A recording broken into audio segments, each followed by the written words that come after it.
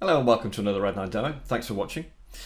Today we're going to be going through the Red9 Export Manager and the Red9 Export systems themselves. Now, we've kind of vaguely covered this in some of the previous videos, but we wanted to do some proper dedicated training for the export systems themselves because it's a pretty big aspect of a modern pipeline and it's not something we've covered before.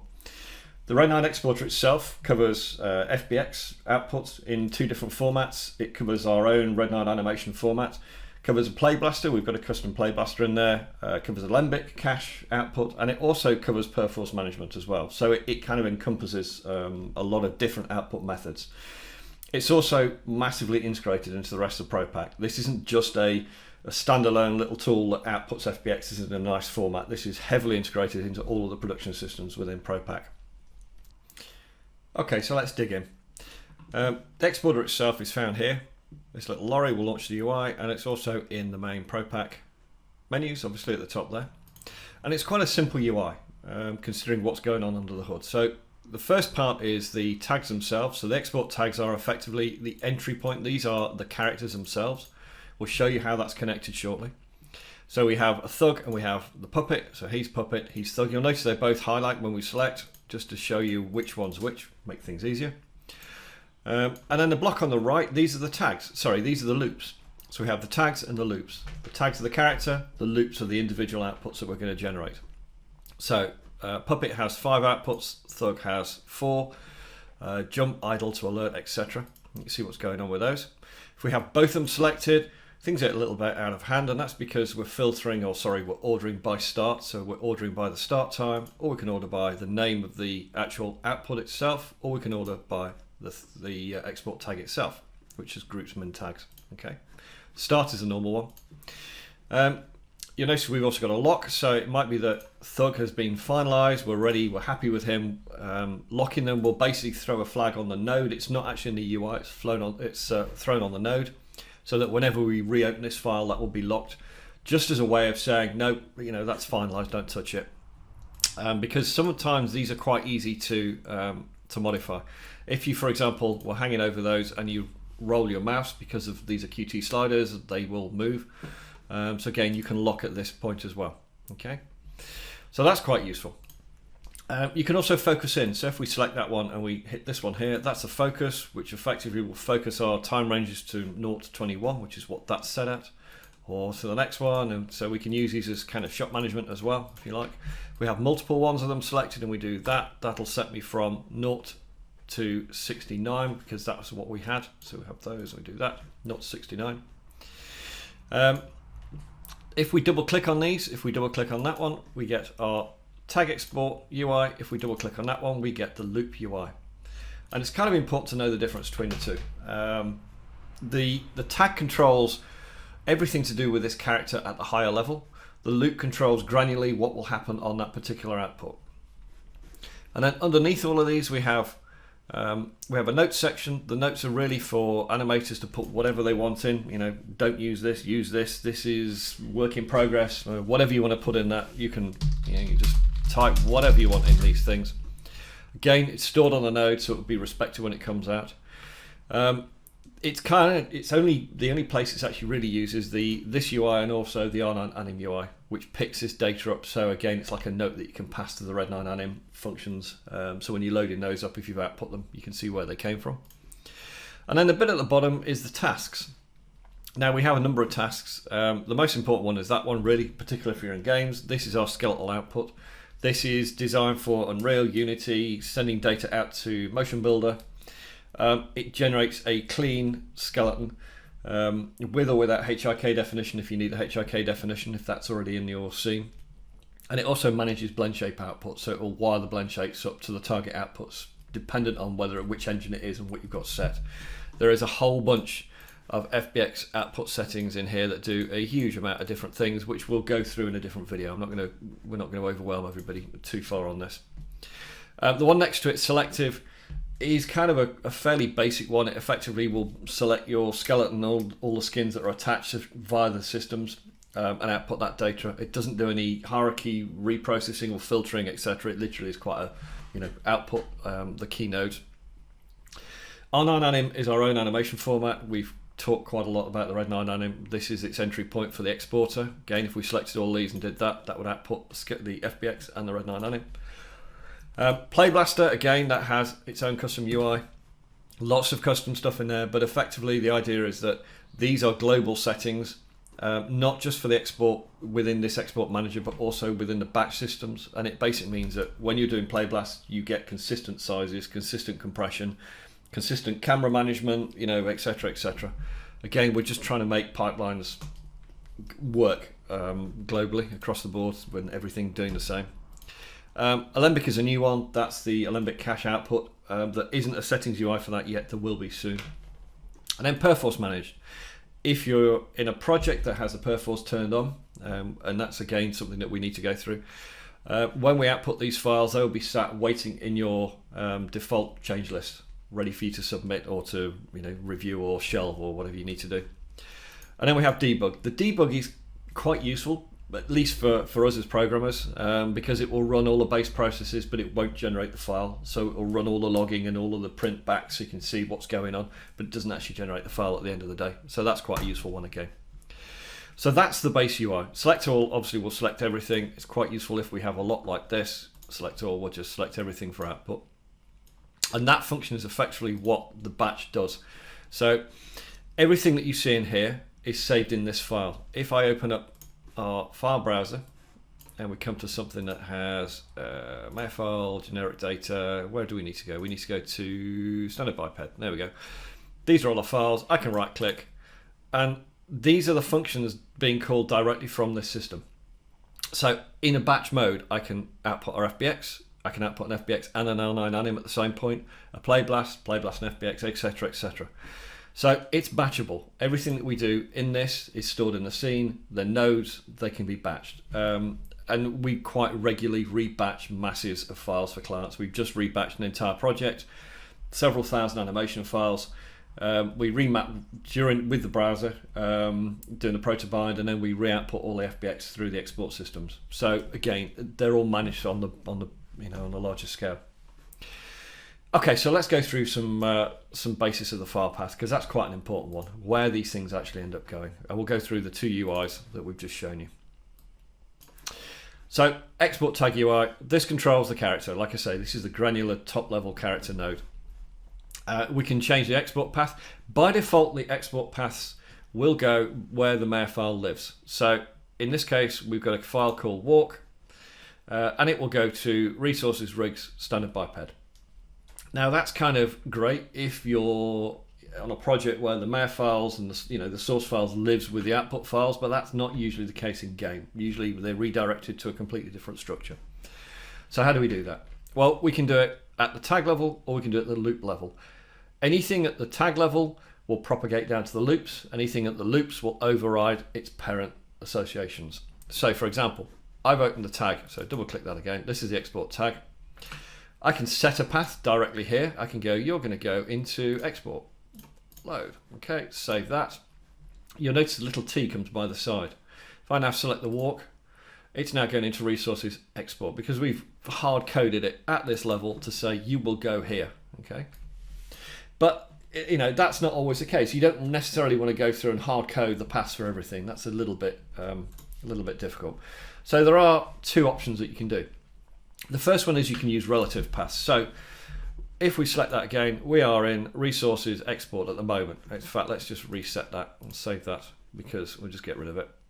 Okay, we'll double click that again. Okay, so we are in resources rigs biped. Well, it might be that we want to have a case where we always go up one folder, or maybe we go up two folders and we go to a folder called export there.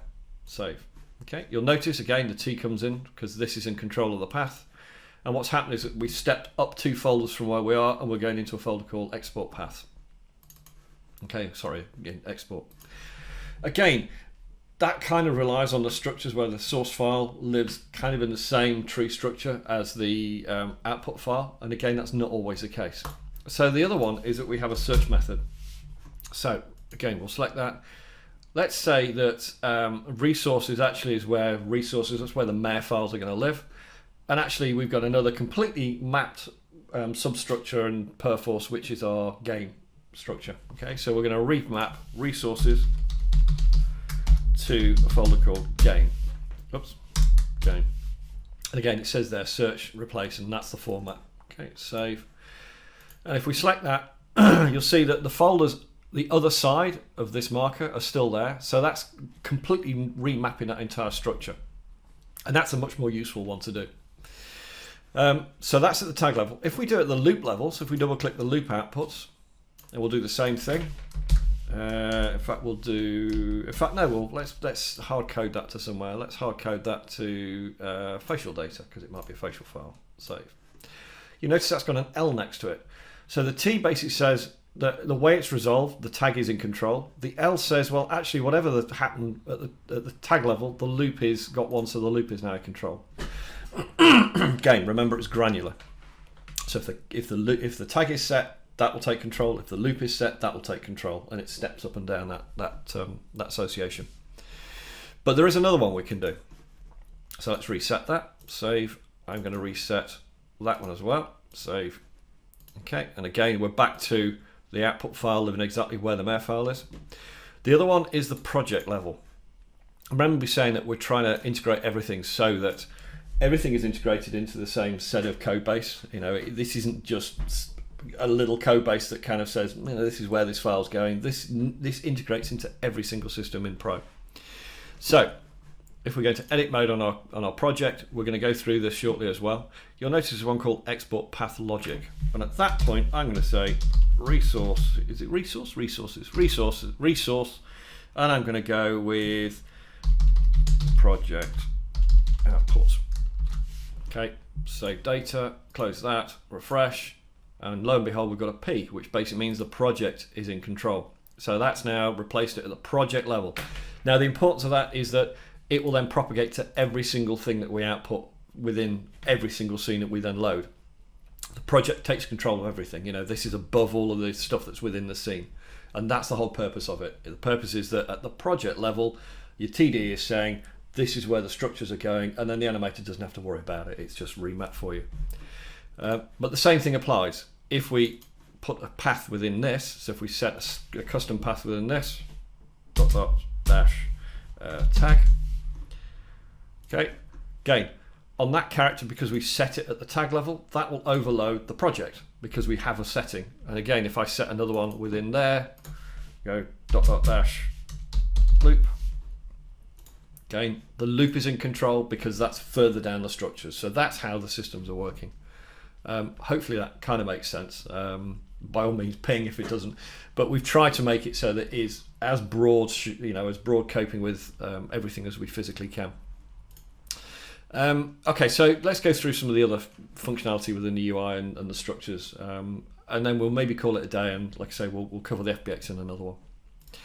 Okay, so this part at the top. So we'll just go through the other options within the tag UI itself. So the part at the top is the name of the character. That is stored on the node itself. In fact, before we do that, let's just cover the basics. What I've done there is I've right-clicked and I've turned on the graph. This is the graph of the structure. So the actual output is network. Everything is network nodes within Maya itself. Nothing is stored in strings or some random file. It's all stored within the file itself. And you've heard me talk. I'm just going to get rid of that one. You've heard me talking about Red9 meta rig. Well, that is the meta rig. That's the entry point for all of our code base. There's the tag. So that reflects. Let's get rid of that. That is this node, and and these are these nodes. Okay, so it's a granular thing. Tag loops, and that's how the thing is represented. The audio group node we'll go through in a second. But let's just go back to this. And what we can do is we change the name of that, so we call him, let's call him Bob. We'll get rid of that. There's some other options in there. So, file name prefix, file name suffix. The file name prefix and suffix are kind of aimed at if you've got a tag that's, let's say, it's facial.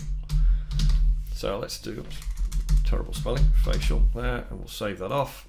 Okay, so he's now called Bob, and if we select Bob walk, you'll see that the actual resolved name is going to be facial walk, and that's because we've put underscore facial, which we shouldn't have done. That's the prefix. Let's do that. Here we go. So the name of the file that's generated, The tag says walk, but because the export itself has got one that says facial, facial get injected into all of the file names for that character. It's probably more useful as a suffix, so facial. God, what is the matter with me? Facial. Save. Again, we'll select that. The loop itself is called walk, but the actual resolve file name that will get generated is walk_facial, and that's at the tag level. So that means that anything that outputs from that particular character will have that added to it. And we can also redirect a subfolder. So all of the path management that's currently going, we can add a new one into there, which is facial, save. Again, if the, where are we? Sorry. So that gets injected right at the end of the resolve. So all of the path logic that we've already said, this logic gets injected right at the very end. So it builds all the path up and it goes, actually the tag is also saying that I need another export folder or another folder in there. And in this case, it's inserted right at the end, a facial folder. Regardless of whether it's the loop or the tag, it's inserted that folder. So again, it might be that you've got two rigs in the scene, one's the body, one's the facial. The facial goes into a subfolder called facial outputs, whatever. That's kind of where that was designed to operate. Okay, so let's go through the loop UI. In fact, let's not do it through there. Let's make a new one. So let's add a new output, and we'll go through here. Now we can do one or two things. We can give it a name, which is obviously, that's the name of the file that will get generated in the resolve folder. But what we can also do is we can hit the dynamic, and the dynamic will put a marker in to say that this is going to sync to whatever the name of this mare file is when we output. And that's quite useful, because if you've got a lot of locomotion files where you've got idles and runs and whatever, and they're all individual files, you don't necessarily want to be renaming every single one of those. That's where typos get in. So it's quite easy just to say you are the same name as the mare file. And you can extend that, so you can do things like that, for example, and it will become the name of the mare file _facial 002. These little buttons here are grabs, so we can grab that time, and if we go to that one, we can grab that time and just inject it into the UI, or we can go set, which is the time range that we have within mare, or like all the rest of the Red9 stuff, we can highlight it and grab the highlighted section. Export path we've already been through. Export root joint, that's very specific to the FBX output, so we'll save that till later. Let's just add that in. There we go. So there's the new tag. Sorry, the new export that we just generated. Now there's a lot of things bound to the right-click menus on this, and these are quite useful. So if I were to right-click Open Export Path, that's a really useful one because that takes you straight to the file that's about to be output, or that has been output, sorry. Saves you digging around in Perforce repositories and God knows what else. That's quite useful. Copy loops, fairly self-explanatory. We have two characters here, one with lots of bits and bobs, one without. What happens if you want to sync all of the outputs between Bob and Thug? Well, let's say we're going to add those three. Oops, no, don't want to paste them. Copy those. I'm going to put those onto Thug. Paste, wash. There we go. They now become onto Thug. So there, it duplicates the node. So you get a duplicate of that node, which is quite useful. Obviously we can delete them, we can sort by file name, etc., which is pretty much replicating what's up here. Edit select just basically is the same as double click. Set time range to is the same as these, setting them to, so again some of these are replicated. Offset ranges, now that's quite an important one, and it's quite an important concept that's in there, so let's just do that. So offset ranges. Now I've got all of these selected, and if I want to offset them so they all start 10 frames later, obviously I can go offset ranges, add 10 frames, bosh, and off they go. That's great. But what's important is, again, everything within Red9 talks to each other. So the offset management code, anytime you see offset management, i.e. here or down here, all of the code also knows about the export tags. And what that means is that if I were to output if I were to modify the scene, the scene, I were to offset the scene by another, let's say 15 frames, all of these would also output, because it's kind of saying, well, I'm offsetting the scene, therefore the animation's offset, therefore the ranges should really offset along with that scene. And it's quite an important concept because it keeps things in sync, particularly when you've got facial. So we'll offset everything by 15 frames, refresh the UI, and notice they've all offset by 15 frames. And that's the same functionality that would happen down here. So anytime you offset time in Red9, these will get affected. Quite important. Okay, so that's that one. Export path set. That effectively just saves you having to open the UI up to then set this path. It's just a shortcut to there. It's just, you know, to help things out. Again, we can set active and disabled. So, you know, disable that. Whatever happens, that will never go out to export. It's just a way of having it in the scene and just saying turn it off for the time being. We're not bothered about that one. And then the colours. The colours are really cool. The colours basically were there when Mayor put the bookmarking in. So the bookmarks, we've kind of replicated that. We've hooked into the bookmark node to help, you know, make it a bit clearer. So I can say Bob is going to be red. Thug is going to be yellow, for example, or green. Let's say greenish yellow. There we go, greeny yellow. And if I select them both, you'll see it's a nice, easy visual cue. But what we can also do is we can right-click on there and we go bookmark create, and there's the bookmark. So that particular one there has a bookmark, and if I wind the time to that bookmark, you'll see they connect to the time ranges and they connect to the bookmark node, and they are dynamic. Again, just ways of representing data and making it easier for everyone to get on with stuff. And then we've got timecode. Timecode is a tough one. In fact, timecode is a very tough one to go through. Effectively, what timecode does, let's make this a bit smaller. Let's say on this one here. Okay, so the timecode was written primarily for a number of clients who are dealing with facial, and more importantly, they're dealing with tracking bulk facial through something like Faceware or Dynamics XYZ or whatever. And what's happened on a few of them is that they will compile one single video or an image playing with all the stuff they need to track. They'll track the whole lot in one go, but then they have to cut that scene back up into the relevant chunks. More importantly, they have to then maintain the timecode within those chunks. So if, for example, we had facial here and we had a head cam here, you would have a timecode on it. Well, what you can do is you can go that, you can set the frame to that, you go right click, timecode, and add a timecode at this point here. So you'd read it off the head cam, you know, image plane, and say it's 22. There we go, add timecode, and we'll do another one. Let's say that one there, edit, we go right click, add timecode, and we'll say that is a completely different day. So that's maybe 05, 5 hours away from the last one. Set. Now then, if I select Bob, which one's Bob? Bob is, there's Thug, there's Bob, Bob is that one. If I right click on him and we come down to timecode, connect to HUD, you'll notice that the timecode's up there. Let's just make the, oops, can we read it? There we go, read it a bit better there, can't we? And we just set the time ranges back to everything. We'll just pile it. So you'll see the timecode then syncs at this point. And the timecode really is there for things like the Red9 anim. So when this data gets output to Red9 anim, the timecode is represented, it's stored in it. The audio is stored in it. So when you're loading that facial back against the body data that also has timecode, that timecode that you output to the Red9 anim is used to sync the data directly, so you can sync it directly. So it's a good way of splitting files back up. And then we've also got the filter. I don't think we went through the filter. The filter is well, it's quite simple. It's the same as all of the rest of the filters in Red9. If you come to the pose manager, or we come to the file browser and we hover over the file browser, all of the functionality you see there is the same functionality you get in the export tag loops as well in the filter. So if we go walk, we get everything with walk in it. If we go walk, comma, idle, we get everything with walk or idle. If we go walk plus, come on Mark, walk plus idle, you get everything that's got walk and idle, etc, etc. So it's a really good quick way of filtering this data. And then the last couple of things. We said about the audio nodes before, let's just have a look at that. So if I hit the little speaker button there, you'll see Bob, well, this is the connection manager, and all it is these are the audio nodes that are currently in the scene, and Bob has 2 of them. So Bob is saying those 2 lines of speech. If we wanted Thug to say one of them, we go there, and we go, Thug is now saying see you around, Bob is now only saying goodbye sir. And that is used again, Red9 anim. Red9 anim stores out these links so we know that Bob is saying it, which then means that when we load the Red9 anim back up, that will present you with a thing to say, well, Bob was actually saying goodbye sir, do you want to then inject it and reload and resync that audio?